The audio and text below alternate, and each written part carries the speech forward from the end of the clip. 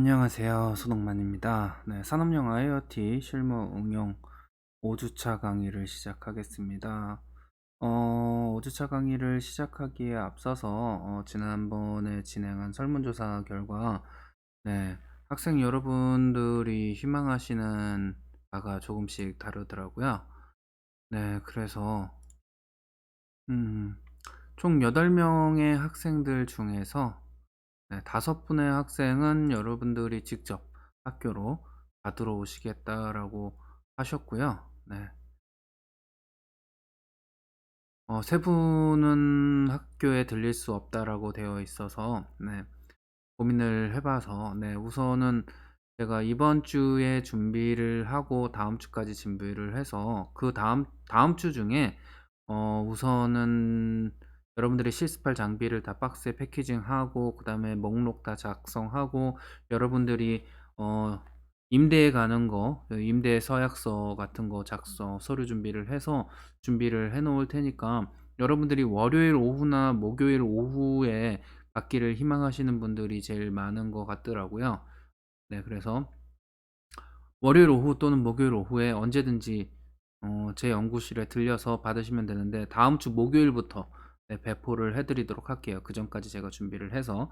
그리고 학교에 오실 수 없는 3분의 경우에는 한 분은 제가 사는 집 근처더라고요. 그래서 뭐 제가 직접 그냥 전화를 드리고 네, 찾아가서 전달을 하는 방식으로 진행을 할 거고 나머지 두 학생 같은 경우에는 서구랑 안동 이렇게 위치를 하고 있어서 제가 토요일쯤 이번 주 토요일 말고 다음 주 토요일쯤에 한번 날을 잡아서 네, 가져다 드릴게요. 네, 택배로 보내기에는 너무 위험성이 크기 때문에 학교에서도 허락을 안 해줄 것 같고 그래서 제가 직접 들고 네, 학생들이 현재 주소지로 가서 제가 전화를 드리겠습니다. 설문조사에 남긴 전화번호로. 그래서 해당 실습 물품을 전달을 해드리고 돌아오는 걸로 이렇게 진행을 할게요. 그리고 이제 교재 실습 내용도 거의 다 끝나가고 있습니다. 그래서 이번 주 하고 네, 책을 보면 이번 주에 진행을 하고 다음 주, 다다음 주까지 진행을 하면은 네, 책이 끝납니다. 그리고 나면 기말고사를 실시를 할 거고요. 네, 기말고사는 그래서 이번 수업이 16일, 그러니까 23일, 30일까지 수업 진행하고 아마 5월 7일 날 시험을 치지 않을까 생각을 하는데 네, 온라인으로 실시를 하겠습니다. 온라인으로 강의 지원 시스템에서 보는 시험으로 진행을 하는데 뭐 오픈북, 오픈 네트워크인데 조금 시간은 타이트하게 잡을게요. 여러분들이 시간을 여유롭게 잡으면 여러분들이 토론이 얼마든지 가능한 상황이 되어 버리니까 네, 시간은 조금 타이트하게 잡고 실시를 하는 걸로 그렇게 고민을 하고 있습니다. 그래서 수업 시간에 맞춰서 네, 5월 7일 저녁 6시에 수업 시험이 진행되는 걸로 이렇게 준비를 해보면 어떨까 생각을 하고 그때 시험을 준비를 할 거고요. 그 이후에가 문제예요. 이 수업이 온라인으로 전환을 되면서 반드시 강의를 진행을 해야 되는데 교재가 다 끝난 상황이 되어서 어, 어떻게 해야 되나 고민을 했는데 관련된 실습 영상들을 제가 찾아보고 그냥 유튜브로 올려드리면 강의가 안 되니까 제가 유튜브를 틀어놓고 거기에 제가 설명을 붙이는 방식으로 강의를 진행하고 그 다음에 여러분들이 실습을 진행하게 이런 식으로 만들면 어떨까라고 고민을 하고 있습니다. 그래서 우리 교재와 관련 있는 것들 그리고 우리 부품들로 실험해 볼 수 있는 것들을 몇 가지 진행을 할 수 있게 혹은 우리가 직접 만들 수 있는 네, 실험 영상을 여기서 만들 수 있다면 그 부분도 소개를 해드리고 이렇게 진행을 하면 어떨까라고 생각을 합니다. 네, 이렇게 고민을 하고 있는데 음, 아직 모르겠어요. 저도 처음이고 원래 이 수업은 여러분들 자유롭게 프로젝트를 진행하도록 진행을 하는데 우선은 여러분들 프로젝트 아이디어가 없어서 네, 그래서 우선은 이 수업을 듣고 제가 숙제를 추가로 하나를 더 드릴게요. 저한테 요거는 성적에는 안 들어가지만 여러분들이 지금 만들어 보고 싶은 프로젝트나 이런 것들이 있다면 저한테 알려주시면 제가 여러분들 실습 장비를 배포를 할 때 거기에 추가적으로 여러분들이 프로젝트에 필요한 거 이런 것들을 더 넣어 드릴게요. 뭐 외장 배터리라든가 필요한 부품들이라든가 혹은 전광판 같은 걸 만들어 보고 싶은 분들한테는 LED 매트릭스를 추가로 몇 개를 드린다거나 자동차를 만들어 보실 분들한테는 자동차 키트를 넣어 드린다거나 아니면 뭐 또 뭐가 있을까요? LED 라인 LED도 있습니다. 한 5m짜리 라인 LED 뭐 이런 것들도 제공을 해드릴 수 있고 부품 웬만한 것들은 있으니까 여러분들이 만들고 싶은 게 무엇인지 그리고 거기에 어떠한 부품들이 필요한지를 저한테 대략적으로 한 페이지 정도 작성을 해서 저한테 보내주시면 만약에 제가 가지고 있는 부품들이라면 여러분들한테 실습 장비를 대여해 드릴 때 해당 부품들도 넣어서 같이 배포를 해 드릴 수 있도록 하겠습니다. 그러니까 반드시 꼭 제출을 해 주시기 바라고요. 여러분들이 제출을 안 해 주시면 네, 그냥 기본형으로 나가게 될 테고 그러면 여러분들이 프로젝트를 진행하실 때 조금 불편하실 수도 있어요. 그러니까 그런 부분들 참고하셔서 네, 진행하시면 좋을 것 같습니다. 그러면 네, 수업을 진행하도록 할게요. 네. 4장 내용입니다. 그래서 이번에는 자율주행 자동차 로봇인데요. 거창하게 자율주행이라고 되어 있기는 한데 실제로는 자율주행이라고 보기는 조금 그렇고 그냥 우리가 생각하는 자율주행보다는 조금 낮은 수준의 줄을 맞춰서 차가 움직인다거나 차선에 맞춰서 차가 간다거나 원하는 목적지에 가다가 장애물을 피해서 간다거나 뭐 라인 트레이서를 만든다거나 하는 것들 이런 것들을 얘기하고 있습니다. 네. 그래서 자율 시스템의 개요해서 자율 시스템이란 도대체 어떤 것인지 자율 시스템이란 즉 시스템이 자율적으로 움직인다는 것은 무엇을 의미하고 어떤 식으로 구현이 되는지에 대해서 좀 간단하게 살펴볼 거고요. 그 다음에 모바일 로봇 여기에서 모바일은 여러분들 모바일 폰, 뭐 모바일 장비 이런 말들을 많이 들어보셨을 텐데요. 이 모바일이라는 의미는 이동형이라는 뜻입니다. 한국어로 해석을 하면 모바일은 보통 이동형이에요. 이동형. 그래서 모바일 폰 하면 이동형 전화, 즉 이동 전화, 즉 무선 전화가 되겠죠. 네, 그래서 뭐 모바일 로봇 하면은 움직일 수 있는 로봇, 즉 이동이 가능한 여기에서 움직일 수 있는은 팔이 이렇게 움직이고 이런 게 아니라 자신의 위치를 변경할 수 있는 이라는 뜻이 모바일에 해당한다라고 생각을 하시면 되고 즉 자신의 위치를 변경할 수 있는 로봇을 우리는 모바일 로봇 즉 이동형 로봇이다 라고 생각을 하시면 됩니다. 그래서 스스로 움직일 수 있는 이런 로봇을 만들기 위해서는 우리가 어떠한 것들을 살펴봐야 하는지를 살펴볼 거고요. 그래서 이러한 모바일 로봇 자율 시스템 중에 하나인 자동차 로봇을 하나 만들어 보는 방법들을 살펴볼 거예요. 로봇이기는 한데 네, 자동차 형태로 바퀴가 달려 있어서 네, 바퀴를 굴려서 움직이는 애들. 뭐 이족보행 로봇 이러면 똑같이 움직이지만 얘는 다리로 움직이는 애들이죠. 그래서 자동차 로봇이라고 하면 바퀴로 움직이는 애들이다. 그래서 여러분들이 이미 알고 계시는 뭐 라인 트레이서라든가 뭐 이런 애들도 그리고 여러분들 캠프에서 만들어 봤던 그런 자동차들도 다 자동차 로봇 중에 하나다라고 생각을 하시면 되고요. 혹시 여러분들 링크 산업용 IoT 캠프에 가셔서 자동차를 만들어 보신 경험이 다 가지고 있기 때문에 그 경험을 살려서 네. 거기에서 이제 라인 트레이서를 만들어 보셨는데요. 네. 그런 자동차 로봇을 만들기 위해서 어떻게 해야 되는지, 어떤 부품들이 있는지, 그리고 어떠한 소프트웨어를 사용을 하면 좋은지에 대해서 살펴보도록 하겠습니다. 자, 그리고 살펴볼 게 아두이노 4 룰루 주모라고 하는 로봇이 있어요. 여기 띄어쓰기 해야 되는데 띄어쓰기가 안 됐네요. 네, 이 4는 FOR의 4라서요. 네. 그래서 아두이노 4 룰루 주모라고 하는 로봇인데 얘는 탱크 같이 생긴 네, 자동차 형태입니다. 여기 아두이노를 꽂아서 네, 움직일 수 있는 로봇인데요. 뭐 조종도 가능하고 이것저것 해볼 수 있어서 그래서 얘를 이용을 해서 여러분들을 만드는 여러분들이 실습에 사용하시는 키트가 포함되어 있습니다. 키트에 얘가 포함되어 있어서 여러분들이 조립해서 아두이노 연결해서 실행해 보시면 될 것 같고요. 그런 형태로 해서 여러분들이 어떻게 제어를 하는지 살펴보도록 하겠습니다. 자, 그다음에 여러분들의 컴퓨터에서 이 해당 자동차 로봇을 움직여 보고 싶을 때 어떻게 제어를 할지, 네, 그런 방법들에 대해서 살펴보겠습니다. 나중에 여러분들 프로젝트 진행하실 때 스마트폰에서 자동차에 달린 카메라를 보고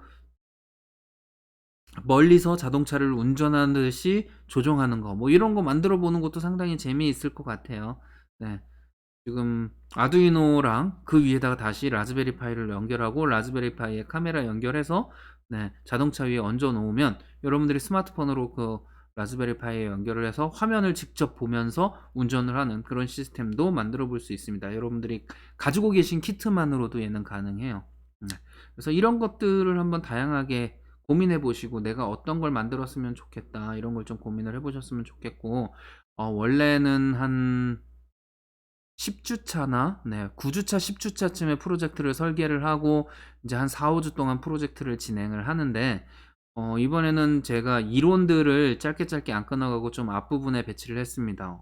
나중에 오프라인 수업이 언제 진행될지 모르기 때문에 이론적인 부분들은 빨리 다 진행을 해 놓고 오프라인이 되면 실습을 진행하려고 계획을 했었는데, 오프라인 수업, 면대면 수업의 개시일이 계속 딜레이가 되면서 언제가 될지, 언제인지 특정할 수가 없는 상황이기 때문에 어 어떻게 해서든 우리는 공부는 해야 하고 수업도 진행돼야 되기 때문에 좀 프로젝트 설계를 일찍 진행하고, 그리고 제가 키트를 드릴 때 같이 부품들을 드릴 수 있도록 하기 위한 거니까요. 미리 고민을 좀 해 보시면 좋을 것 같습니다. 수업도 다 안 들었는데 '내가 뭘 만들지 모르겠다.'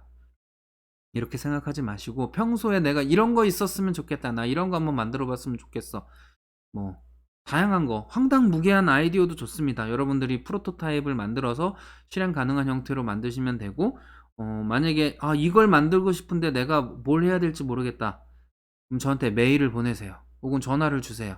그러면 제가 "이런 건 이런 걸 이용하면 어떨까? 저렇게 하면 어떨까?" 이런 것들을 제가 이야기를 해 드리도록 하겠습니다. 네. 그다음에 이러한 이제 로봇을 만들고 나면 실제로 자동차는 도로상에서 달려야 되잖아요. 그러면은 지도에서 도로인 영역인지 도로가 아닌 영역인지를 판단해서 도로인 영역들을 달릴 수 있는, 뭐 이러한 시스템을 만들고 싶다라고 한다면 맵을 이용을 해서 프로그래밍을 하는 방법들도 여러분들이 학습을 하셔야 됩니다. 그래서 맵 엔진 플랫폼이라고 해서 맵을 다루는 부분들에 대해서도 살펴볼 겁니다. 그래서 지도, 맵이라고 하는 건 지도죠. 여기는 기본적으로 우리 구글을 사용을 할 거고요. 네, 구글 맵을 기반으로 해서 이것저것 해보고, 여러분들이 희망하시면은 뭐 카카오 맵이나 네이버 맵 이런 것들도 사용하셔도 돼요. API가 다 공개되어 있어서 여러분들이 프로그래밍으로 쉽게 해당 내용들을 살펴보실 수 있는 것으로 알고 있습니다. 그래서 여러분들이 프로젝트를 진행할 때 다양한 부분들을 고민을 해보시고 진행해 보시면 좋을 것 같아요. 네. 그 다음으로 이제 지도를 사용을 했으면 그 지도에서 이 자동차의 현재 위치를 아는 그 부분도 상당히 중요하죠. 그래서 GPS를 이용을 해서 현재의 위치를 파악하는 방법과, 그 다음에 내비게이션을 한번 만들어서 내가 어느 길로 어떻게 원하는 목적지까지 찾아가야 되겠다라는 것들을 고민할 수 있는 그런 시스템을 한번 만들어 보는 방법도 오늘 살펴보도록 할 거고요. 그래서 종국에는 나만의 자율주행 자동차를 만드는 방법에 대해서도 설명을 드리겠습니다. 여러분들이 생각하시는 그런 팬시한 자율주행 자동차는 아니지만 기본적인 기능들은 갖추고 있어서 장애물을 피한다거나 차선을 맞춘다거나 뭐 이런 기능들까지는 얼마든지 여러분들이 구현을 하실 수 있을 거예요.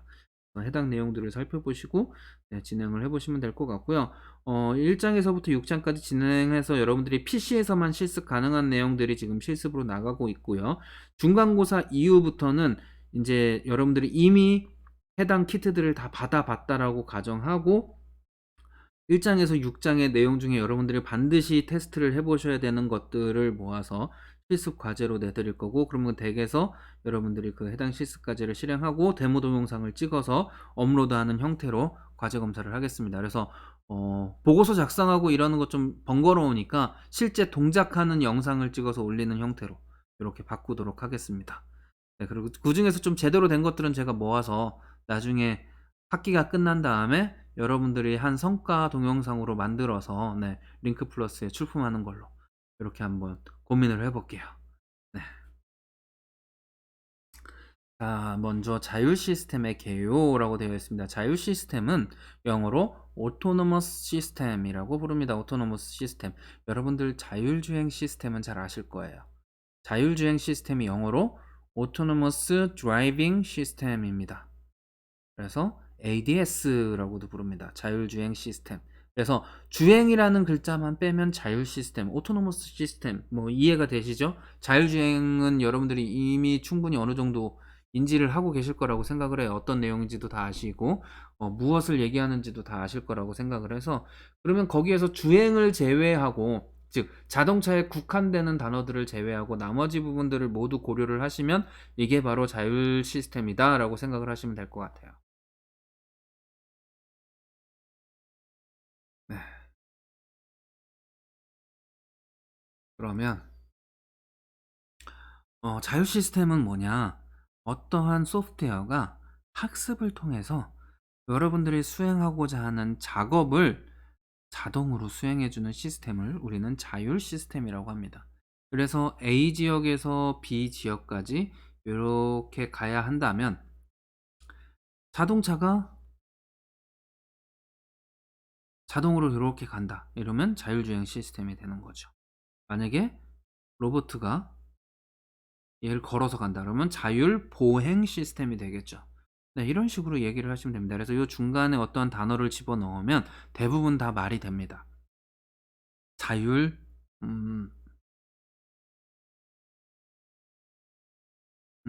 자율 쿠킹 시스템? 그러면은 주문을 받아서 그 해당 음식을 만들어주는 시스템이 될 거고요. 네. 뭐가 있을까요? 뭐 자율 주행 시스템, 자율 보행 시스템, 뭐 이런 것도 있을 테고요. 자율 분리수거 시스템. 쓰레기를 넣으면 쓰레기를 보고 자기가 알아서 얘가 캔 종류인지 병 종류인지 유리 종류, 아니 병 유리 같은 거죠. 네, 플라스틱 종류인지 종이 종류인지 폐기물인지 이런 것들을 분리해서 자동으로 알아서 해준다. 뭐 이런 시스템도 고민을 해볼 수 있는 거죠. 그래서 각각을 학습을 해서, 여기서 중요한 건 학습입니다. 네, 소프트웨어가 학습을 해야 돼요. 이 사람이 어떻게 행동을 하는지, 그리고 이 물건이 무엇인지 등, 여기는 도로고 여기는 차선이고 저거는 신호등이고 이런 걸 학습을 해야지만 자율주행 시스템이 되듯이 무언가 학습을 해서 자동으로 수행하도록 만들어 놓은 게 자율 시스템이다. 그래서 자율 시스템에서 제일 중요한 부분은 수행할 작업을 스스로 학습을 합니다. 그래서 학습을 통해서 자기가 판단을 내릴 수 있고, 따라서 학습량이 많으면 많을수록 더 성능이 좋은 시스템이 나옵니다. 여러분들 흔히 들어보신 알파고, 바둑두는 알파고 같은 경우도 배국을 많이 하면 할수록 실력이 더 늘어요. 처음에는 뭐 초급 수준이었다가 나중에는 이세돌도 이기고 나중에는 세계 1인자라고 하는 커제도 이기고, 그 이유가 계속해서 실력을 쌓으면서 학습을 통해서 이 사람들과 한번 대국할 때마다 학습이 진행이 되니까 거기에 따라서 능력이 향상되고, 그런 경우는 자율 바둑 시스템 뭐 이렇게 얘기할 수도 있겠죠. 그래서 경로 계획이나 동작 계획 이런 것들, 로봇이 한 지점에서 다른 지점으로 이동할 때 어떤 경로를 따를지 정하는 것을 우리는 경로 계획 혹은 동작 계획이라고 부르고요. 네, 죄송합니다. 그래서 이렇게 경로를 구획하는 것, 계획하는 것도 자율 시스템의 일종이다. 그래서 어떻게 보면은 실제로 여러분들의 차가 여러분들이 원하는 경로로 가지는 않지만, 만약에 내비게이션이 안내하는 길로 차가 자동으로 따라갈 수 있으면 얘가 자율주행이 되는 거죠. 네. 그래서 실제로 움직일 수 있는 기능과 이 움직여서 어디를 얼마의 속도로 지나고 어디에서 서야 되는지에 대해 결정을 할 수 있는 시스템이 만나면 대부분 자율 시스템이 가능해집니다. 그래서 전통적으로 움직이는 모든 시스템들, 기계들 뭐 이런 것들은 만들어져 있는 상황인 경우가 되게 많고요. 현재로서는 거기에 어떻게 판단을 내리는 소프트웨어적인 자율 시스템이 어떻게 얹어지느냐가 되게 핵심으로 많이 들어가요. 여러분들이 요즘에 최신형 에어컨을 사신 경우에는 내가 춥다고 느끼면 알아서 에어컨이 줄어들고, 내가 덥다고 느끼면 에어컨이 세게 틀어지는 경우를 보신 적이 있을 거예요. 왜냐면 얘가 사람의 이동을 봐서 활동량이 많네? 그럼 체온이 높아지네? 좀 더 세게 틀어줘야 되겠다. 이 사람이 움직이지 않고 가만히 있네? 자거나 혹은 가만히 있는 거구나. 그러면 추위를 느낄 수도 있으니 바람을 낮춰야 되겠다. 뭐 이런 것도 다 자율 에어 컨디셔닝 시스템 이렇게 부를 수 있겠죠. 네. 그래서 자율 시스템에 포함된다. 이렇게 생각하시면 됩니다. 그래서 그러한 것들을 바탕으로 해서 어떠한 동작을 제어할 수 있는 이러한 시스템들을 우리가 만들어 볼 수 있습니다. 그래서 로봇이 움직이는 방식을 제어하는 것을 우리는 동작 제어라고 하고요. 한 지점에서 다른 지점으로 이동할 때 미로를 통하거나 지그재그로도 이동을 할 수 있어요. 그래서 A에서 B로 가는 방법은 이렇게 가는 방법도 있지만 이렇게 가는 방법도 있고 이렇게 가는 방법도 있고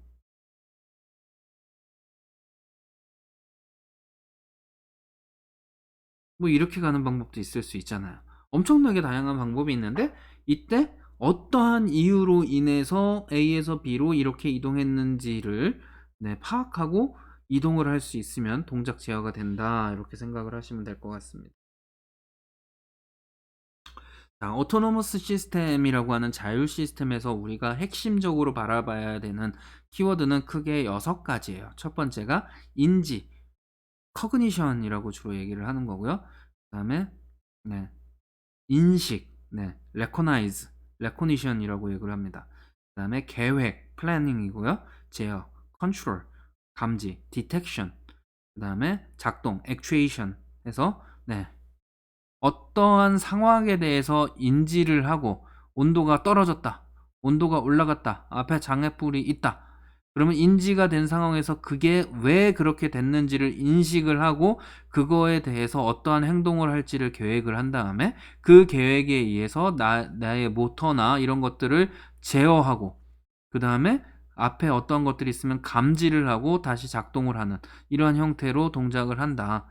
그래서 제어 대상 시스템이 이렇게 있다라고 한다면 환경 정보들을 컴퓨터가 받아서 거기에서 인지해야 되는 것들, 인식해야 되는 것들을 인식을 하고 그래서 그 내용들을 계획에 해서 시스템의 요구사항에 따라서 그 계획에 의거하여 어떠한 것들 만약에 표지판이 이렇게 있는데 어떤 거는 60km로 가고 어떤 거는 50km로 가라. 근데 얘는 트럭이야. 아니면 뭐 이렇게 돼 있어. 그럼 얘는 최고 속도 60, 뭐 얘는 최저 속도 50 이렇게 돼 있으면 요 사이로 달려야 되는구나. 뭐 이런 것들을 파악할 수 있게끔 요구 사항에 의해서 파악을 해서 이제 제어 신호를 만들게 되겠죠. 그래서 인식을 통해서 감지를 하고 그래서 제어 대상 시스템에서 어떤 걸 보고 감지를 하면 인식으로 넘겨서 그 인식을 통해서 이제 인식을 통해서 컴퓨터에서 연산을 처리하도록 하고요. 그래서 이 연산을 통해서 계획으로 넘어가서 시스템 요구사항과 참조해서 제어를 통해서 제어를 해서 작동을 시켜서 제어 시스템을 실제로 움직이게 하는. 그래서 얘는 보통 액추에이터, 얘는 보통 센서죠. 그래서 센서와 액추에이터를 활용을 해서 이 시스템을 동작을 하게 만드는 것. 이게 바로 자율 시스템이다 라고 생각을 하시면 됩니다.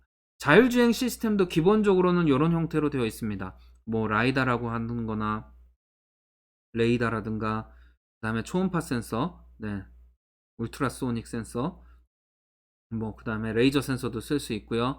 그 다음에 속도계, 뭐 기름량, 뭐 이런 것들을 다 판단을 하고 얘네들을 우리는 센서라고 놓고 그 다음에 이제 모터들이 있잖아요, 그쵸? 브레이크와 엑셀레이터 요 두 개를 조절을 하고 스티어링 휠을 조절을 하고 이런 것들이 다 이제 액추에이터에 해당하는 내용이고 깜빡이를 켜고 라이트를 켜고 이런 것들도 다 액추에이터에 해당하는 내용이죠. 사실 그래서 자율주행 자동차도 좀 더 다양한 센서들을 사용해서 조금 더 다양한 액추에이터들을 제어하는 것일 뿐이에요. 상당히 어려운 것 같지만 기본은 그겁니다. 근데 거기에서 어떤 센서들을 이용해서 어떻게 하면 사람처럼 운전할 수 있게 해줄까가 즉 자율 시스템의 그 소프트웨어가 어떻게 만들어져 있느냐에 따라서 성능이 천차만별이 되겠죠. 그래서 이런 부분들을 한번 체크해 보시면 될 것 같고요. 네. 자, 그렇다면 이제 모바일 로봇에 대해서 살펴보도록 하겠습니다. 제 모바일 로봇은요, 움직일 수 있는 기능을 갖춘 로봇을 우리는 모바일 로봇이라고 하고, 이 모바일 로봇에는 기본적으로 MCU가 하나 들어가야 되겠죠. 로봇을 제어하기 위해서 모터들을 제어하기 위한 어떤 신호들을 컨트롤할 수 있는 유닛이 마이크로 컨트롤러 유닛이 필요하고요. 그래서 로봇을 제어하기 위해서 어느 정도로 복잡한 프로그램을 수행할지를 결정을 해야 돼요. 로봇이 상당히 복잡한 프로그램을 결정하면 이 MCU가 좀 성능이 좋은 애를 사용을 해야 되고, 그냥 간단하게 왔다 갔다만 해야 된다. 컨베이어 벨트처럼 그냥 요렇게 왔다 갔다만 하면 된다. 그러면 아주 간단한 서양이 낮고 저전력의 저렴한 CPU, MCU를 사용을 해도 되는 거죠. 그래서 기능에 따라서 여러분들이 어느 정도 복잡한지에 따라서 어떠한 MCU를 사용할지 결정을 해주시면 되고요. 그 다음에 배터리도 사용하려는 전력 범위에 맞게 배터리를 결정을 해야 되는데, 이동형이잖아요. 그쵸? 이동형이니까 어떤 모터를 쓰는지에 따라서, 모터가 몇 개 쓰는지에 따라서, 뭐 이런 크기에 따라서 성능이 달라지고 배터리 소모량도 달라지겠죠. 최근에 테슬라에서 이제 공개한 사이버 트럭이라고 하는 애가 있습니다. 사이버 트럭. 네. 지금 계약을 하면은 2021년 하반기부터 받을 수 있는데, 트럭인데 엄청나게 큰 트럭이고, 네, 전기차 트럭입니다. 총 6인승이고, 네. 제로백은 최고 사양의 경우에 2.9초, 중간 사양은 4.6초, 그리고 최저 사양이 몇 초인지 기억이 안 나네요. 이게 모터를 하나 쓴 애가 최저 사양, 두 개 쓴 애가 중간 사양, 모터 3개 쓴 사륜구동 차량이 최고 사양입니다. 얘가 제로백이 2.9초대예요. 얘가 4.6초대고, 얘가 몇 초였는지 기억 안 납니다. 아무튼 즉 모터의 개수에 따라서 성능이 엄청나게 달라지겠죠. 당연히 배터리 소모량도 달라져서 얘가 훨씬 더 많은 배터리를 가지고 있고, 얘가 좀 더 적은 얘가 하고, 주행거리도 얘가 제일 짧겠죠. 뭐 이런 식으로 만들어지기 때문에 여러분들이 만들고자 하는 모바일 로봇도 어떠한 배터리를 사용을 해야 될지, 제가 여러분들 키트 보내드릴 때 샤오미 배터리 10,000mAh짜리 배터리도 하나씩 넣어서 여러분들 자동차를 실험해 볼 수 있게 해드리겠습니다. 네, 그렇게 진행을 할 수 있다. 만약에 추가적으로 더 필요하신 분들은 20,000mAh짜리도 가지고 있어요. 네, 걔도 드릴 수 있습니다. 근데 엄청 무겁기 때문에 또 모터가 또 힘이 세져야 되기 때문에 고민을 좀 많이 하셔야 될 거예요. 네, 아무튼 네, 그런 것들을 사용할 수 있다. 여러분들이 만약에 시작품을 만들기 위해서 샤오미 배터리의 하우징 알루미늄이 무거워서 뺏겨야 된다. 네, 뺏기셔도 됩니다. 네, 분해하셔도 돼요. 여러분들 작품을 위해서라면 그깟 샤오미 배터리 여러분들이 박살내도 상관없습니다. 네, 여러분들이 만들고 싶은 거 마음껏 만들어 보시기 바랍니다. 네, 그래서 네, 이렇게 결정을 해야 되고요. 그리고 어떠한 센서들과 어떠한 액추에이터들을 사용을 해서 로봇의 목적에 맞는 센서를 사용을 해야 된다. 얘가 주행을 해야 되는데 장애물을 피하는 게 목적이다. 그러면 초음파 센서 써야 되겠죠. 그렇죠? 네. 만약에 라인 트레이서를 만든다. 그럼 검은색인지 흰색인지를 구분할 수 있는 애, 이런 센서들을 또 사용을 해야 되겠죠. 그래서 어떤 센서들을 써야 될지, 그리고 이 차가 사륜구동인지 체인 방식인지 이런 거에 따라서 모터를 하나 쓸지 두 개 쓸지, 그 다음에 회전을 위해서 조향에 대한 서브 모터를 써야 할지 말아야 할지, 이런 것들을 다, 네, 여러분들 방향을 조정해야 될 때 앞바퀴를, 앞바퀴가 이렇게 있으면 얘를 이렇게 틀어서 조정하는 방식도 분명히 존재하지만, 앞바퀴 두 개의 다른 모터를 달아서 속도를 달리해도 여러분들이 방향을 제어할 수 있습니다. 뭐 하나는 뒤쪽으로 하나는 앞쪽으로 전진하면 얘가 차가 돌 수 있죠. 뭐 이런 것들을 이용을 해서 탱크처럼 이렇게 돼 있는 바퀴를 사용하는 경우에는, 네, 체인 방식으로 이렇게 돼 있고 여기에 이렇게 달려 있는 거 아시죠? 네, 이런 식으로 할 때는 회전을 할 때 주로 한쪽은 앞으로 가게 한쪽은 뒤로 가게 하면 회전을 시켜서 방향 전환을 할 수도 있는 거죠. 이 경우에는 그냥 단순히 조향하는 서브 모터는 필요 없고 앞뒤 회전만, 즉 플러스 마이너스만 바꿔주면서도 제어가 가능하게 되는 거죠. 그래서 그런 것들도 고민을 해보셔야 되는 거고요. 이때 센서가 좀 많아지는 거는 물론 전력을 더 많이 먹기는 하지만 그렇게 크리티컬하게 많이 먹지는 않아요. 하지만 액추에이터, 특히 모터 같은 경우에는 전기를 꽤 많이 먹습니다. 그래서 모터를 적게 쓰면 적게 쓸수록 배터리를 더 작은 애를 장착할 수 있어서 더 경량화가 가능해요. 하지만 모터를 많이 쓰거나 혹은 진짜 오래 주행해야 될 때에는, 네, 배터리를 좀 큰 걸 써야 되고요.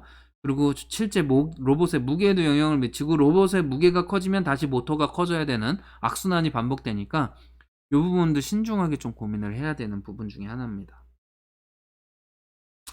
자, 자율 시스템의 이거는 로봇 시스템의 개요라고 하는 게 맞겠네요. 제목이 조금 이상합니다. 그래서 DIY 로봇 플랫폼들에 대해서 살펴볼게요. DIY는 여러분들 이미 아시겠지만 그냥 DIY라고 부르고요. 원래는 Do It Yourself의 약자입니다. 그래서 스스로 한번 만들어 보는 거. 요즘에는 DIY 가구들도 많이 나와서 가구 부품이 오면 나사로 조립을 해서 책상이나 책꽂이 같은 걸 만들 수 있는 그런 것들도 많이 진행을 할 수 있죠. 그래서 DIY 로봇 플랫폼에 대해서 살펴보겠습니다. 그래서 부품이 담긴 키트 형태로 판매를 하는데 여러분들한테 제공되는 것도 원래는 DIY 키트인데 여러분들의 선배들이 이미 조립을 해놓은 제품을 받게 될 수도 있어요. 매년 새로운 제품을 살 수는 없기 때문에. 그래서 혹시 그렇게 되더라도 너무 아쉬워하지 않으셨으면 좋겠고요. 여러분들 프로젝트를 하면서 진행을 해보시면 될 것 같습니다. 네. 그래서 네. DIY 플랫폼은 이제 작업을 할 때 전자부품은 납땜을 하는 것을 비롯한 로봇을 만드는 데 필요한 작업을 사용자가 직접 처리를 해야 되기 때문에 제가 여러분들 집에 납땜기를 다 드릴 수는 없어요. 납땜기는 여분이 그렇게 없기 때문에. 그래서 미리 조립된 걸 받으신 분들은 굳이 조립을 하실 필요가 없으니까 납땜이 필요 없는데 일부 분들은 납땜을 하셔야 될 수도 있어서 만약에 나는 이거 납땜을 위해서 학교에 들리겠다 하시는 분들은 저한테 사전 협의를 하시면 실습실을 개방을 해 드리도록 하겠습니다. 그리고 집에 뭐 납땜 같은 경우가 싼 거 같은 경우는 10,000원 이하로 구매하실 수 있으니까 그냥 직접 집에서 해 보겠다 하시는 분들은 집에서 한번 해 보시면 되는데 다치지 않게 조심하시고요. 상당히 뜨거우니까. 그리고 회로가 탈 수도 있습니다. 그래서 상당히 주의해서 진행을 하시면 좋을 것 같아요. 그래서 완제품, 반제품 등의 다양한 형태로 판매를 하니까 뭐 요런 것들이 있는데요. 많이 사용되는 것 중에 이제 스파크펀 인벤터 키트 for 레드봇이라고 하는 레드봇을 위한 스파크펀 인벤터 킷입니다. 그래서 로봇 제작에 필요한 부품들을 모두 이런 식으로 제공을 해줘서 조립을 하는 이런 것들도 있고요. 뱅굿의 DIY 스마트 로봇카라고 하는 얘도 있습니다. 얘도 이런 식으로 부품이 있고 여기에다가 아두이노나 라즈베리파이를 별도로 추가를 해서 여러분들이 자동차로 만들어 볼 수 있는 이런 애들도 있습니다. 뭐 제품들은 많으니까 인터넷 뒤져보면 정말 다양한 종류들의 키트들이 있고 생각보다 비싸지 않아요. 그래서 전공자들을 위한 장난감이라고 생각을 하셔도 되고 집에서 이것저것 만들어 보실 수 있고 여기에다가 뭐 청소기 달아서 진공 청소기 만드는 사람들도 유튜브 같은 데 찾아보면 되게 많습니다. 네. 그다음에 완전품 형태의 로봇 플랫폼들 그래서 우리가 사용하는 주머 로봇 포 아두이노 이렇게 생겼어요. 진짜 장갑차처럼 생겼죠? 요런 애들 아두이노 실드 형태로 설계돼서 아두이노를 꽂아서 사용하는 거고요. 우도나 레오나르도 그다음에 101 그다음에 제로 등을 지원을 해서 아두이노 사용 시 전력 5핀을 사용을 해서 이동을 할 수 있는데 우노를 여기다가 장착하시면 사용하실 수 있습니다. 그리고 얘보다 조금 더 개선된 32U4 로봇이라고 하는 주모 로봇도 있는데 얘는 아두이노 보드가 내장되어 있는 제품이다 라고 생각하시면 되고요. 큰 차이는 없습니다. 그래서 스케치를 이용해서 바로 코딩을 할 수 있는데 여기다 그냥 우노 꽂으면 얘랑 큰 차이 없으니까 여러분들이 이제 얘를 이용을 해서 여기 위에다가 플랫폼 얹어서 뭐 필요한 것들 진행하시면 될 것 같습니다. 그 다음에 뭐 메이크블록 엠봇이라고 하는 거 요거 우리나라에서 좀 많이 사용을 하는 거기도 하고요. 요렇게 엠블록이라고 하는 형태로 블록 형태로 코딩을 할 수 있어서 초등학생들이 장난감으로 되게 많이 사용하는 로봇 중에 하나입니다. 블루투스도 지원하고 라디오 프리퀀시도 지원을 해서 RF 통신도 지원을 해서 통신도 가능하고요. 우모를 기반으로 해서 만들어져 있습니다. 뭐 스크래치 프로그램을 개조한 클릭과 드래그로 할 수 있는 그런 프로그램이라서 얘도 상당히 손쉽게 할 수 있는데 뭐 한번 이런 것도 있다 인터넷에서 한번 검색해보고 데모 동영상이나 유튜브 영상들 확인해 보시면 될 것 같아요. 자 그러면은 이 수업에서는 포룰루 주모 로봇 4 아두이노 로봇 만들기라고 되어 있는데 여기에다가 초음파 센서를 추가로 장착을 해서 장애물을 회피하는 시스템을 만들어 볼 거고요. 그래서 초음파 센서 HCSR04 이렇게 생긴 겁니다. 원리의 눈처럼 생기네 라고 생각하면 바로 찾을 수 있는 제품입니다. 요런 애를 하시면 되고요. 얘를 이용을 해서 장애물을 회피할 수 있는 앞에 장애물이 있는지 없는지 그래서 여기 익스텐션의 요 표 를 보시고 요 해당하는 데 위치에 맞춰서 아두이노에다가 요렇게 5V 그라운드, 트리거는 2번, 에코는 4번에 연결을 해서 4번 여기 있고 2번 여기 있으니까 네, 확인하셔서 연결을 하시면 됩니다. 네, 연결을 하셔서 만드시면 요렇게 되겠죠. 네. 이렇게 연결하시면은 이제 초음파 센서를 이용을 해서 얘가 동작할 수 있는 형태가 되는 거고요. 그래서 뭐 직접 땜질을 해서 다이렉트로 연결하고 요 앞에다가 이렇게 장착하는 방법도 있습니다. 예, 하셔도 돼요. 네, 여러분들 하셔도 되니까 여러분들이 다양한 것들을 경험할 수 있다면 얼마든지 네, 물론 여러분들 키트를 아껴 써 주셔야 되고 고의적으로 망가뜨리거나 이러시면 안 되지만 여러분들이 공부하다가 망가뜨린 거에 대해서 제가 책임지라고 안 할 테니까 해보고 싶은 거 다 해보시면 됩니다. 네. 다만 그 옆에서 조교들과 제가 여러분들을 도와드리지 못하는 게 안타까울 뿐이고요. 해보고 싶은 거 다 해보시면 될 것 같고요. 그래서 납땜해서 이렇게 연결을 하시고 네, 프로그램 작성할 때 뉴핑 라이브러리를 이용을 해서 여러분들이 코딩을 하시면 됩니다. 그래서 여기 뉴핑 네, 주모 모터 헤더 파일 다운로드 받아서 네, 연결하신 다음에 이렇게 코딩을 해서 동작시키면은 얘가 동작을 하니까요. 요 정도 소스 코드는 여러분들이 충분히 이해를 하실 수 있을 거예요. 네, 핀 모드 세팅하는 셋업에서 다 하고 기본 상수들이나 그 다음에 소나 그 초음파 센서 읽기 위한 함수 만들어주고 그 다음에 루프에서 값 읽어서 처리해주는 거. 네. 그래서 장애물의 거리가 20 이하일 때 네, 어떻게 하자 아니면은 그냥 간다 뭐 이런 것들이 정의되어 있으니까요. 네. 그래서 얘는 방향을 바꾸는 거죠. 딱 봐도 왼쪽의 스피드를 뒤로 돌리고 오른쪽의 스피드를 앞쪽으로 가면 얘가 좌회전을 하겠죠. 네. 그리고 얘는 전진을 하겠죠. 네. 그래서 요 값만으로도 전진, 좌회전, 우회전 이런 것들이 다 제어되고 후진도 가능하겠죠. 둘 다 마이너스로 주면 후진이겠죠. 그리고 요 값에 따라서 속도를 제어할 수 있겠죠. 100이면 더 빠르고 50이면 좀 느리고 이렇게 되는 거니까요. 네, 이런 식으로 하고 이것저것 숫자를 바꿔보면서 여러분들이 해보신 다음에 네, 다양한 것들을 여기다 해보실 수 있습니다. 그러면 이렇게 만들어 놓은 다음에 추가적으로 여러분들이 블루투스 모듈을 이용을 해서 블루투스를 연결을 해서 제어를 할 수 있는 컴퓨터에서 제어를 할 수 있는 거.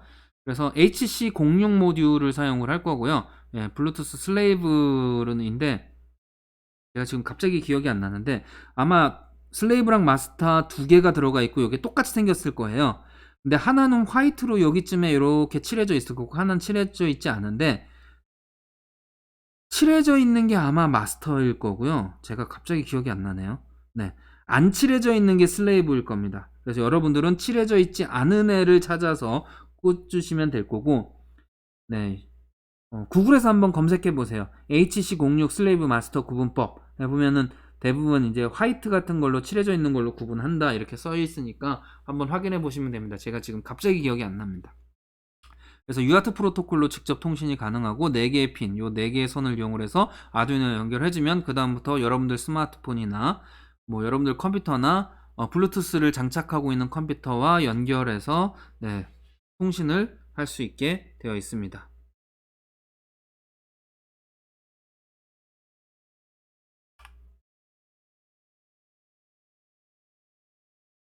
네, 그래서 네, 컴퓨터에서 자동차 로봇을 제어하기 위한 소스 코드는 여기에 이렇게 되어 있으니까 네, 요거를 보시고 여러분들이 진행을 하시면 될 것 같아요.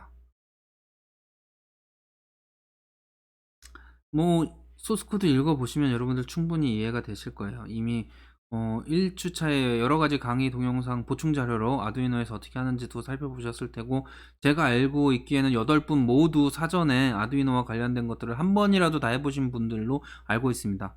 당장 지난 캠프 때 참가를 하셨으면 다 진행을 하셨을 거고요. 그래서 이 정도의 소스 코드는 여러분들이 충분히 이해할 수 있지 않나 라고 생각을 합니다. 그래서 뭐 레프트, 라이트, 포워드에 해당하는 거 입력받으면 앞으로 가고 좌회전하고 우회전하고 뭐 이렇게 만들어져 있으니까 얘 코드 이용하시면 이제 아마 지난번 캠프 때 여러분들 스마트폰에 앱 깔아가지고 블루투스를 연결했던 방식 그대로 사용하시면 되니까 그리고 거기서 버튼을 네, 레프트, 라이트, 포워드로 지정해서 하시면 됩니다. 네, 그렇게 생각하시고 네, 진행하시면 될 것 같아요. 그래서 뭐 쉽게 여러분들이 하실 수 있을 거다. 그래서 컴퓨터에서 자동차 로봇 제어하기 위해서 블루투스 페어링 하는 방법 이렇게 되어 있으니까요. 아마 HC06의 디폴트 페어링 키 값이 1, 2, 3, 4로 세팅되어 있을 거예요. 1, 2, 3, 4 누르고 페어 하신 다음에 하시면 됩니다. 지금 이거는 맥에서 이렇게 검색해서 한 거고요. 뭐 윈도우즈도 크게 다르지 않으니까 여러분들이 뭐 페어링 하시면 되고, 스마트폰은 블루투스 페어링 하는 방법 여러분들 너무나 잘 아실 거고요. 뭐 블루투스 이어폰들 많이 사용을 하니까요. 헤드폰이나 이런 것들. 네. 그렇게 사용하시면 될 것 같고요. 그래서 네. 자동차 로봇 제어하기 위해서 파이썬으로 이렇게 작성을 해서 블루투스로 네. 전달을 할 수 있게 네, 만들어 주시면 됩니다. 그래서 이렇게 타이핑 하신 다음에 이렇게 파이썬 실행한 다음에 입력한 값을 블루투스로 자동차에게 보내면 자동차가 움직이는 거. 그래서 노트북이나 데스크탑에서도, 데스크탑의 경우에 블루투스 모듈이 있는 데스크탑만 가능한 거고요. 네, 이렇게 진행을 해 보실 수 있겠다. 만약에 블루투스가 없는 데스크탑을 쓰시는 분들은 스마트폰에는 다 블루투스가 있으니까 네, 스마트폰에서 테스트를 하셔도 충분히 진행이 가능할 것 같습니다. 네, 그래서 네, 우회전, 좌회전, 네, 전진, 종료 이런 식으로 제어를 해서 네, 시리얼 포워더를 이용을 해서 이렇게 네, 시리얼 창으로 이용을 해서 전달하는 것도 가능하고, 네, 터미널에서도 실행 가능하니까 다양하게 해보세요. 여러분들 해보고 싶은 거 해보시고, 이거 외에도 다양한 기능들을 해보고 만들어 보시면 될 것 같고요. 자, 이번에는 GPS 모듈 이용하는 방법입니다. GPS 모듈로 내비게이션을 하는 방법인데요. GPS는 기본적으로 위성으로부터의 위치를 받는 모듈인데, 지구가 있으면 GPS를 보낼 수 있는 위성들이 엄청나게 많이 떠 있어요. 그럼 특정 위치에서 3개 이상의 GPS 위성으로부터 신호를 받으면, 얘네들의 자신의 위치 값을 가지고 여기에 받으면 그 값들을 가지고 여기에 도달한 시간, 이렇게 왔다 갔다 한 시간으로 거리를 대략적으로 알 수 있죠. 그러면 여기서부터의 거리와 여기서부터의 거리와 여기서부터의 거리를 알면 얘는 이 중에 하나, 얘는 이 중에 하나, 얘는 이 중에 하나다. 그러면 얘네들을 이용을 해서 나는 여기 있구나를 알 수 있게 되는 거죠. 네, 이러한 방식으로 지구상의 위치 좌표를 찾는 방식입니다. 네, 그리고 오차 범위는 대략 한 50m 정도 돼요. 네, 플러스 마이너스 50m 정도의 위치 좌표로 네, 정확도를 가지고 있고, 좀 더 정확한 GPS들도 있지만 일반적으로 사용하는 GPS는 그렇습니다. 그래서 여러분들이 사용하시는 요 GPS 모듈을 꽂아서 사용하시면 되고요. 실내에서는 당연히 안 됩니다, 여러분들. 그래서 창 밖으로 조금 GPS 모듈을 꺼내놓고 측정을 하셔야 되는데, 건물 사이에 이렇게 있는 창문 같은 경우에는 GPS가 건물에 걸려서 잘 안 들어올 수도 있습니다. 그래서 좀 가장 넓은 방향으로 뚫려 있는 쪽에서 GPS 모듈을 창문에 좀 내놓고 테스트를 하시길 바라고요. 아니면 밖에서 진행해야 되는데 네, 밖에서 진행하기는 쉽지 않은 상황이니까 뭐 그런 식으로 테스트를 하시면 될 것 같고요. 그래서 얘를 통해서 네, 위도와 경도 값을 받아와서 처리할 수 있다.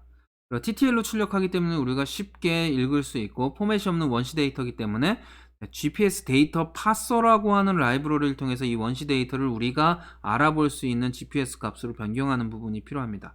이 인코딩 부분은 타이니 GPS 라이브러리를 다운로드 받아서 설치하시면 다 처리 가능한 부분이니까요. 쉽게 여러분들이 사용하실 수 있습니다. 그래서 GPS 내비게이션 테스트 페이지 구축하기 위해서 네, 간단하게 이렇게 소스 코드 파이썬으로 작성하신 다음에 네, 파워쉘 열어서 네, 파워쉘 이렇게 윈도우즈 10 쓰시는 분은 이걸로 하고요. 윈도우즈 7 쓰시는 분들은 cmd 로 들어가시면 됩니다. 네, 그래서 여기 들어가셔서 파워쉘 들어가셔서, 파워쉘이 좋은 점이 얘가 리눅스 쉘의 기능도 담당을 하고 있어서 리눅스처럼도 쓸 수 있다는 장점이 있습니다. 훨씬 더 쉽게 쓰실 수 있을 거예요. 가상환경 생성하시고 네, 실행 파일 설정하고 네, 플라스크 앱 런, 플라스크 런 해서 앱을 실행시키면은 이런 식으로 나오게 될 겁니다. 근데 프로그램 실행 시 보안 이슈가 발생을 아마 할 거예요. 가상 실행 환경에서 오류가 발생을 하기 때문에 요거를 해결하기 위해서 네, 파워쉘의 스크립트 실행 권한에 허용을 하는 이러한 키값을 집어넣어 주셔야 됩니다. 얘는 교재에 없는 내용이니까 반드시 강의 자료를 살펴보시고 진행하셔야 되고요. 그래서 여기에서 이렇게 색깔 칠해 놓은 거 살펴보시고 네, 진행하시면 됩니다. 여기 디폴트 값으로 이렇게 되어 있는데 그냥 변경하시고 규칙하신 다음에 처리하시면 되는 거고요. 그래서 페이지, 이제 여러분들 이거 다 끝났으면은 여러분들 현재 이거 세팅을 해놓은 컴퓨터에서 127.0.0.1에 네, 5000번 포트에 헬로우로 접속을 하면 이렇게 헬로 월드가 뜨면 정상적으로 GPS 내비게이션 웹페이지를 만드신 게 된 거고, 얘는 오늘 숙제로 진행을 하셔야 됩니다. PC에서도 온전하게 여러분들이 테스트 하실 수 있으니까. 그 다음에 이 얘를 이용을 해서 이제 구글 맵을 그 안에 보여주고, 그래서 구글 맵을 보여주기 위해서는 console.developer.google.com에 들어가셔서 프로젝트 만들기 하시고 프로젝트를 생성을 하셔야 구글 맵을 이용할 수 있는 프로젝트를 생성할 수 있습니다. 여기에서 얘를 받아서 Maps 자바스크립트 API라는 것을 사용하도록 설정을 해주시면 됩니다. 그래서 여기에 보시면 지도 이 파트에서 여기를 찾아가셔서 사용 설정을 하신 다음에 사용 설정된 API하고 이렇게 딱 뜨면 그 다음부터 이제 활성화가 돼서 여러분들이 구글 지도를 사용하실 수 있는 거고요. 그래서 사용자 인증 정보에서 사용자 인증 정보를 만들어서 그 키값을 넣어주면 이제 이 API를 쓸 수 있게 되는 거니까 그 키값 이용해서 키 발급받고 이용해서 처리하시면 됩니다. 그래서 GPS 내비게이션 구글맵 테스트 페이지는 이런 형태로 인덱스 HTML로 이렇게 만들어서 해당 폴더에 저장을 해 놓으시면 사용하실 수 있게 되는 거고요. 이렇게 한 다음에 내비게이션을 위한 GPS 앱 파일을 파이썬 파일을 이렇게 수정을 해주시면 됩니다. HTML 파일을 연결할 수 있도록. 그 다음에 저장 경로는 챕터 4에 이렇게 저장을 해주시면 되고, 플라스크 런 해서 실행을 하시면 이제 서버가 도는 거고요. 그 다음에 얘를 실행하시면 이렇게 뜹니다. 만약에 GPS가 정상적으로 동작을 하면, 근데 여러분들 컴퓨터에는 GPS 모듈이 없어서 아마 이런 식으로 뜰 때고요. 얘를 라즈베리파이에서 다시 구현을 해보시면, 라즈베리파이에다 GPS 연결해서 하시면 실제 여러분들의 위치가 이렇게 딱 뜰 거예요. 얘는 지금 호주로 되어 있는데 아마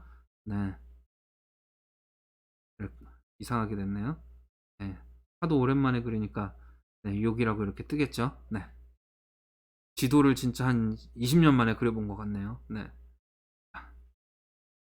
그래서 GPS 모듈로 내비게이션 하는 거, 그래서 이렇게 아두이노에 만들어서 집어넣으시면 되고, 그 다음에 내비게이션에서 연결해서 이쪽에서 신호를 보내주면 되죠. 소스 코드 계속 이어져 있으니까 계속 요거 작성을 하신 다음에 파이썬으로 실행을 해서 연결을 해서 제어 신호를 주는 컴퓨터에서, 그러면 얘는 이제 맵엔진 플랫폼으로 이렇게 연결이 돼서 실행을 해주고, 자세창에 주소창에 입력해서 정상적으로 실행 여부 확인하신 다음에 맵엔진 플랫폼이 정상적으로 구동하는지 확인하시고 인덱스 HTML 이렇게 만들어 주시고 진행하시면 새로 고침해서 GPS 값에 따라서 지도가 뜨고 조정을 할 수 있는 형태의 그런 프로그램을 만들 수 있습니다.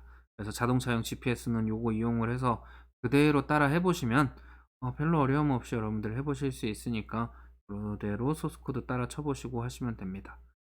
자, 그래서 자율주행 자동차를 제작을 할 때에는 이렇게 맵을 하나 만들고 이렇게 시작을 해서 이렇게 움직이는, 마치 로봇 청소기의 청소 알고리즘을 만들듯이 아이로봇이라고 하는 룸바 청소 경로 알고리즘입니다.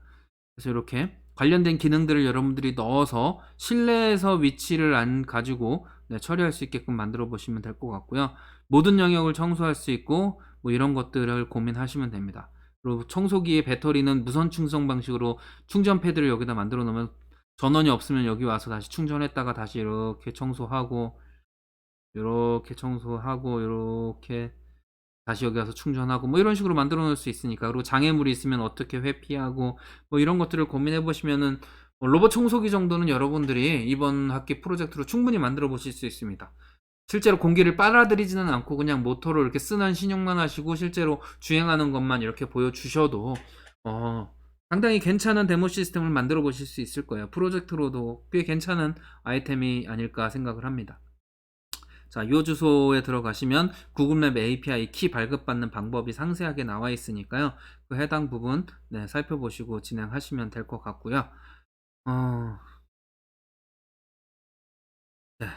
이번 주 수업 내용은 여기까지고요. 해당 내용들 잘 살펴보시고 코딩들 미리 좀 입력해 놓으시고 준비를 해 놓으세요. 나중에 이제 실습할 것들이 상당히 많이 있으니까